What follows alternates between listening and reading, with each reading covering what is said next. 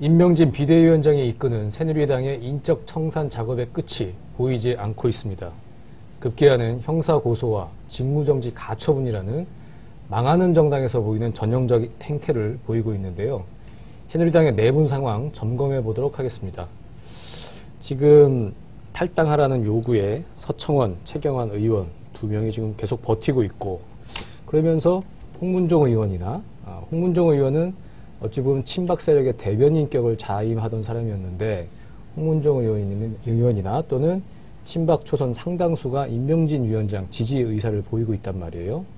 어찌 보면 친박 세력이 분화되고 있는 거 아닌가 이런 생각도 드는데, 그러면 서청원, 최경환 의원 쪽에 선 친박들 어떤 사람들이 있을까요?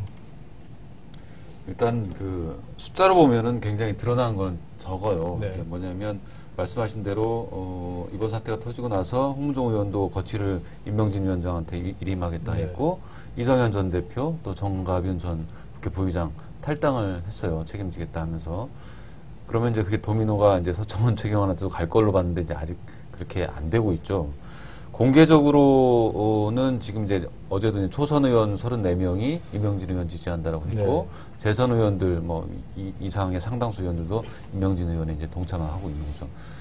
그런데도 불구하고 이제 서청원 의원 또 최경환 의원 편을 들어서 나서는 사람 한 2-3명 정도밖에 안 돼요. 누구냐면 서청원 의원 최측근인 이우현 의원이 이제 앞장서서 대놓고 이제 그 똑같은 논리를 설파하고 있고, 또 우리 유명한 촛불은 민심, 태극기는 천심이라고 말한 그 김진태 의원 이런 분들도 똑같이 이제 그 임명진 위원장 이러면 안 된다라고 반발하고 있고, 그 지상욱 의원의 경우에는 뭐 핵심 친박 쪽을 확실히 편드는 건 아닙니다만 아무튼 동반 사퇴를 주장하고 있고요. 다른 초선 의원들하고는 좀 결이 다른 주장을 하고 있습니다. 배우 심은하 씨 남편이죠. 굉장히 유명한 사람인데요. 아무튼 이분이 초선 의원들 모임에서 임명진, 서경원, 최경환 이렇게 동반 탈당해야 된다, 동반 사퇴해야 된다 이렇게 주장을 했고요. 또 지난주에 그 상임전국위원회가 무산될 때 불참했던 아까 김진태 의원은 얘기를 하셨고요. 또 백승주 의원, 또 윤재욱 의원 뭐 이런 분들이 서청원, 최경환 이쪽 편에 서 있다고 당 안에서 분류하고 있습니다. 네. 어쨌든 지금 이건 민심하고도 반대되는 것 같고, 당 내부의 어떤 분위기에도 이제 역행을 하는 것 같은데, 이 뻗대는 이 나머지 친박들, 분화된 친박이죠. 지금 기사에서는 이제 핵심 친박이라고 쓰긴 하는데, 핵박이라고 쓰죠? 예. 네. 핵박이라고 해야 되나요? 다른 좀 네이밍은 좀 없을까요? 뭐 아직은 이름을 붙이고 있지는 못하고요. 임명진 위원장 말대로 어떻게 보면 이 당 전체하고 이제 서청원 개인 또는 서청원, 최경환 이렇게 한두 사람 개인, 그러니까 당과 개인이 이렇게 좀 맞서고 있는 그런 모양새 자체는 좀 그렇습니다. 그래서 명분 싸움에서 임명진 위원장 쪽이 확실히 우위에 서 있는 거는 사실인 것 같고요. 그래서 뭐 이름을 뭐라고 부르든 관계없이 계속해서 좀 쪼그라들고 명분에서 밀리는 그런 형국인 것 같습니다. 핵박의 세력이 이제 조금씩 이제 쪼그라들고 있는데, 그런데 그러면서 임명진 위원장은 자기가 의원들의 한 3분의 2 지지를 받았다고 주장을 하고 있고, 이게 뭐 그렇게 사실과 부합되는 내용인 것 같기도 하고요. 그런데 지난주 금요일이죠. 6일 상임전국위원회를 소집해서 비대위 구성까지 가려고 했는데, 상임전국위 소집이 정족수 미달로 무산이 됐습니다.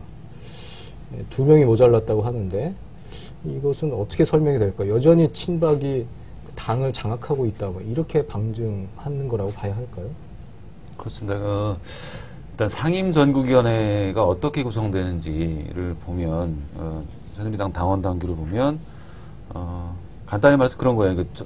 당 소속의 국회 상임위원장, 국회 뭐 법사위원장이든 뭐 어떤 상임위원장을 맡고 있는 새누리당 의원, 또 시도당 위원장, 그리고 이제 의원총회에서 선임한 몇몇 일부 국회의원 등등 해서 이제 지난주까지 52명이었어요. 52명이었는데 그분들 대체로 보면 여전히 그 뭔가 그 당내에서 선출이 되고 선임이 되려면 당내 주류 어떤 조직에 기반한 사람들이 선출이 되게 되겠죠. 그래서 최소한 절반 이상이 친박 그리고 그렇죠. 친박과 굉장히 밀접하게 연결이 돼 있는 사람들이란 말이죠. 그래서 지난주 금요일날 서청원 의원 쪽에서 조직적으로 참석하지 말라 해서 저지해서 그걸 해낼 수 있었던 게 그 영향을 받게 되는 그런 그 성향의 사람들이 최소 절반 이상이 있었기 때문에 가능했던 거죠. 네. 원래 상임정국위원회 숫자가 한 50명 안팎밖에 안 되고요. 이 회의를 할 때마다 상당히 좀 애를 먹습니다. 그래서 친박 쪽에서 몇 사람만 10명 안쪽으로만 참석 못하게 막아도 상임정국위원회가 무산될 가능성이 이제 굉장히 높은 거고요. 그 포인트가 어디인지를 친박 쪽에서 정확히 알고 있는 겁니다. 그래서 이번에 친박 쪽에서 뭐 아주 광범위하게 조직적으로 참여를 못하도록 막고 무산시켰다라기보다도 서청원 의원하고 아주 가까운 한두 사람이 집중적으로 몇 사람을 참석하지 못하게 막음으로써 이제 무산시키는 그런 장면이 벌어졌고요. 임명진 위원장이 확보하고 있는 백지 위임장은 의원들의 3분의 1이라는 얘기고요. 상임전국위원회 구성원들은 좀 다릅니다. 오히려 더 원외가 훨씬 많기 때문에 좀 그런 차이가 있는 것 같습니다. 이게 예를 들면은 우리가 딱 무자르듯이 뭐 친박이다 비박이다 사람을 자를 수가 없어요. 예를 들면 제가 아는 몇 사람들도 봐도 과거에 친이계였어요. 명백히 그 정치 노선으로는 비박계인데 서청원 의원이나 최경환 의원하고 개인적으로 인연이 많이 엮여 있는 거예요. 서로 도움을 주고받고 이랬던 관계. 그렇기 때문에 그런 사람들은 뭐 서 의원이 전화해가지고 나오지 마 하지 않아도 본인이 그냥 스스로 가기가 멋쩍은 거죠. 멋쩍어서 예를 들면 좋게 말해서 의리 뭐 이런 것 때문에 쉽게 말해서 뭐 쪽팔려서 못 가겠다 뭐 이렇게 말하는 사람도 있고 그래서 그런 아주 복잡하게 이제 오랜 인연들이 쌓여서 이루어진 그런 구성원들이기 때문에 서청원 의원이나 이런 그 당내 그동안에 오래 뿌리를 받고 여러 사람과 깊이 이제 인연을 맺은 그런 그 좌장 같은 사람이 이렇게 좀 나는 이거 거부한다라고 하면은 영향을 받게 돼 있는 이런 구조인 거죠. 상임전국위원회라는 구조가. 지금 당과 서청원 개인과의 싸움이라고는 하지만 서청원 의원이 당에 갖고 있는 영향력 이걸 상당히 무시할 수 없는 상황이라는 거죠. 네. 예. 아무튼 좀 임명진 위원장이 이제 일종의 뭐 어느 매체에서 임명진 쇼라고도 하고요. 네. 또 저는 이제 임명진 효과 이렇게 표현을 해보는데 참 그 대단한 어떤 정치력을 발휘하는 측면은 있는 것 같습니다. 국민들의 모든 시선이 지금 사실 야당 또는 그 개혁보수신당, 바른정당으로 창당했죠. 그쪽으로 넘어가야 될 상황인데 새누리당 안에서 어떤 혁신과 인적 쇄신을 둘러싸고 이렇게 일부러라도 사실은 이렇게 싸움을 벌여서 국민들의 시선을 잡아둘 필요가 있는데요. 이게 좀 짜고 치는 것 같지는 않고요. 네. 아무튼 임명진 대 서청원 엄청난 그 어떤 인적 쇄신을 둘러서 갈등이 벌어지면서 국민들이 이쪽에 관심을 갖는 이런 효과는 좀 확실히 있는 것 같습니다. 본래 이제 목사님들이 이 종교하고 정치하고 좀 닮은 점이 많죠. 목사님들이 이제 말을 굉장히 잘 하고요. 정치도 말로 하는 거 아니겠습니까? 네. 또 사람을 상대로 하는 것이고 우리나라에는 아직 없지만 유럽 같은 경우에 실제로 뭐 기독교 민주당, 기민당 같은 정당들이 있죠. 뭐 일주일에 한 번씩 전당대회를 하고 수입의 10분의 1을 11조 정치자금 헌금으로 내는 것과 마찬가지다. 이제 이런 비유를 하는데 아무튼 이 임명진 위원장 이분이 그 윤리위원장을 하면서 현실 정치를 몇 년 전에 익혔던 그것까지 경험을 얹어서 이번에 그 상당한 능력 이런 걸 좀 발휘한 측면이 있는 것 같습니다. 네. 임명진 위원장이 원래 1월 6일까지 시한을 정해놓고 나갈 사람 나가라, 나가야 할 사람 나가라 이렇게 얘기하고 그게 안 되면 1월 8일 월요일이죠. 월요일에 거취를 결정을 하겠다고 했는데 인적청산 작업이 제대로 안 되니까 이 계획을 다 접고 갈 때까지 가겠다. 상임 전국위도 소집될 때까지 소집하겠다. 그러면서 계속 이제 마이웨이 이걸 이제 외쳤는데 그러면서 어제 상임 전국위 소집에 성공을 했어요. 그런데 이 사연이 조금 우여곡절이 있었죠. 쉽지 않은 과정을 좀 거쳤죠. 그렇습니다. 그러니까 임명진 위원장이 말씀하신 대로 사실 당에 들어와서 정치인들 뭐 5선, 6선 정치인들 못지않은 지금 어떤 수를 쓰고 있거든요. 네. 어제 사실 어떻게 쉽게 말하면 꼼수 비슷한 편법을 네. 좀 동원했어요. 네. 상임전국이 소집이 안 되니까 의결 정족수 숫자 자체를 줄여버린 거예요. 그러니까 그 비대위원장이 당대표의 권한이기 때문에 애초 52명의 상임 전국위원들이 있었는데 그 중에 6명을 직권으로 면직을 시켜버려요. 자른 거죠. 예. 그래서 그러면은 45명이 정원이 되는 거고 의결 정득수, 그러니까 회의를 열어서 뭔가 결정할 수 있는 의결 정득수는 이제 과반 출석에 그 중에 과반 찬성 이건데 그럼 그게 이제 23이라는 숫자가 나오죠. 23을 그래서 맞춘 거예요. 그 23도 이철우 의원이 이제 공항에서 돌아오는, 외국 갔다 돌아오는 이철우 의원 데려와서 겨우 5시간 기다려가지고 이제 맞춰가지고 이걸 어제 비대위 구성을 해낸 거죠. 굉장히 상식적으로는 뭐 성직자라고 치면은 와, 그런 그 편법을 쓰나 싶은데 굉장히 아주 고수에 맞서서 역시 또 고수의 그 앞뒤 가리지 않는 칼을 지금 휘두르고 장기전 체제로 지금 들어간 것 같습니다. 일단 임명진 효과를 단기적으로 볼 수 있는 상한선까지 다 누린 것 같고요. 지금부터는 이제 인적 쇄신, 정책 쇄신, 또 정치 쇄신 이런 거를 좀 해 보이겠다. 이렇게 이제 이벤트를 시작하는 단계로 넘어갔습니다. 임명진 위원장을 중심으로 한 이제 새누리당은 그렇고요. 또 동시에 지금 현재 여권을 전반적으로 좀 같이 볼 필요가 있는 것 같습니다.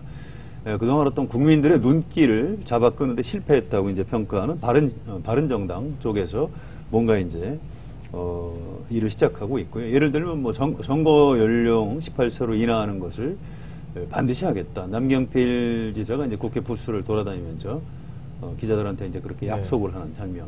또 그 이외에도 뭐 여러 가지 개혁 입법들을 야당하고 같이 손잡고 처리해내겠다. 보수가 뭔가 달라진 모습을 보여주겠다. 뭐 이렇게 아주 그 기염을 토하고 있는 그런 장면이 있습니다. 또 12일에는 이제 반기문 유엔 사무총장이 들어오고요. 그렇게 되면 새누리당에서 정진석 전 원내대표나 나경원 의원 같은 사람들이 혹시 탈당을 해서 반기문 쪽으로 결합할 가능성도 있습니다. 이렇게 여권 안에서 크게 한 3덩어리 정도가 굉장히 역동적으로 지금 이제 움직이고 있는 그런 상황인 것 같습니다. 네. 역동적으로 움직이고 있지만 새누리당 내부에서의 어떤 그 서청원 의원이 가진 영향력 그런 걸 생각을 해보고 또 지금 직무정지 가처분 신청 지금 법적으로 이걸 다투겠다는 거 아닙니까? 그러면 이번에 그 임명진 위원장의 꼼수를 동원한 뭐 상임정국위 소집 이런 것도 다 이제 법적으로 문제가 될 텐데 서청원 의원이 이런 식으로 계속 버티면서 안 나가면 방법이 없는 거 아닙니까? 뭐 강제로 내보낼 수 있는 방법이 있습니까? 강제로 내보낼 수 있는 방법은 없어요. 왜냐하면 사실상 없는 건가요? 윤리를 뭐 열어서 제명 결정을 그러니까 출당을 시킨다 해도 결국엔 의원들의 3분의 2가 찬성을 해줘야 되기 때문에 지금 이런 상임정국이든 또 지난번 의원총회 결과든 뭐 그 분위기가 그렇게 쉽지는 않을 것 같아요. 근데 서청원 의원도 이렇게 법적 대응까지 얘기하면서 아주 그 강공으로 나오고 있고 하지만 임명진 위원장도 명확히 했어요. 내가 2이 될지 3이 될지 4명이 될지는 모르지만 제한적으로 뭔가 해내겠다. 이름은 본인 입으로는 얘기는 안 하지만 결국 그게 서청원, 최경환 등 2-3명일 텐데 이분들에 대해서는 반드시 해내겠다. 본인 입으로 인적 청산, 정책 쇄신 뭐 이런 걸 얘기했기 때문에 반드시 해내야 되는 그 본인도 이제 부담을 스스로 지고 있는 거죠. 근데 일단 설이 다가오고 있는데 설 연휴 때 뭔가 굉장히 새누리당이 뭔가 해냈다라는 얘기가 오르지 않으면 말씀하신 것처럼 여러 반기문 변수다 뭐다 해서 또 이제 새누리당이 뒤처질 수가 있거든 자칫. 그래서 그 전까지가 한번 고비가 될 것 같고 설도 넘어가면 또 한번 그때 이제 임명진 위원장의 거취 문제가 거취를 들고 뭔가 또 큰 싸움을 벌이지 않을까 이렇게 예상을 해봅니다. 결국은 임명진 위원장이 이기지 않을까 이런 생각이 드는데 왜냐하면 새누리당 안의 이 갈등은 새누리당 내부 사람들만 싸우는 게 아니고요. 지금 이제 여당에 대해서 좀 걱정하고 있는 유권자들 또 이른바 좀 친여 보수 성향 언론사 농객들까지도 좀 가세하고 있는 측면이 있습니다. 이른바 조중동의 논조를 봐도 서청원을 비롯한 친박들이 물러서야 한다. 이런 얘기를 많이 하고 있고요. 어떤 명분 싸움에 있어서 임명진 위원장이 좀 많이 앞서 있는 그런 상황이기 때문에 시간도 임명진 편이다. 이렇게 볼 수 있을 것 같습니다. 네. 시간이 임명진 위원장 편이긴 한데 그 시간이 상당히 늘어진다면 이제 그 효과는 상당히 이제 줄어들 것 같고요. 어쨌든 새누리당의 내분 상황 계속 저희가 지켜봐야 할 것 같습니다. 이제 민주당 상황을 좀 봐야 할 것 같은데 민주당은 지금 아주 그냥 풍부한 대선 주자 자원을 지금 자랑하고 있죠. 그런 민주당이 대선 드라이브 시동을 이제 슬슬 걸었습니다. 경선 룰을 정비하는 작업에 이제 착수를 했고, 그리고 추미애 대표는 설 연휴 전에 대선 예비 후보 등록을 받겠다 이렇게 밝혔어요. 예비 후보 등록이 갖는 의미는 뭘까요? 그 예비 후보 등록을 하면 그때부터 할 수 있는 그때부터 할 수 있는 일이 뭐가 있는 걸까요? 그 의미 뭐라고 보십니까? 일단 당내 경선을 이제 공식화한다 이제 이런 의미가 있습니다. 네. 이게 굉장히 예민한 부분인데요. 사실 헌법재판소에서 탄핵 심판 결론이 나기 전에 야당이 먼저 또 너무 활발하게 움직이면 국민들 눈으로 보면 저 사람들은 김칫국부터 마신다. 뭐 이런 공격을 받을 가능성이 있고요. 그래서 이제 안희정 지사가 건의하는 것을 추미애 대표가 수용하는 방식으로 그럼 예비 후보 등록을 검토해 보겠다. 아직도 확정된 건 아닙니다. 이제 시간을 좀 두고 이렇게 해보겠다. 이런 정도고요. 일단 야권으로서는 여당, 새누리당을 비롯해서 개혁보수신당, 바른정당, 반기문 귀국 여권의 어떤 역동성에 맞대응하기 위해서 뭔가 좀 야권에서 대선 주자들이 경쟁을 하는 모습을 좀 공식화시킬 필요가 있고요. 그런 의미에서 예비 후보 등록이 정치적인 의미를 좀 가질 수 있을 것 같습니다. 네. 지금 여야 정당 중에서 선도적으로 주도적으로 유의미한 대선 레이스를 펼칠 수 있는 준비가 된 정당은 사실상 민주당 하나 정도죠. 뭐 물론 국민의당도 있지만 지지율이나 이런 걸 볼 때 그래서 그것도 어떤 자신감의 표현일 수도 있고, 그리고 그동안 탄핵 국면에서 좀 그 눈치를 봐왔는데 이제는 여론이 좀 됐다. 사람들이 모두가 누구나 다 대선을 꺼리낌 없이 얘기하고 4월 대선이다, 5월 대선이다 기정사실로 받아들이고 있는 거를 이제 민심을 확인하고 이제는 본격적으로 시작을 해도 되겠다. 뭐 이런 판단을 내려서 이제 조치에 들어가는 거라고 봐야겠죠. 선거 사무실을 내고 본격적으로 예비 후보자들이 이제 당내 당원들을 상대로 해서 이제 다른 저항 없이 나를 밀어달라라고 이제 더 활발하게 움직일 수 있게 되는 거죠. 네. 예전에 그러니까 12월에 대선을 치더라도 뭐 대선 후보를 조기에 확정한다.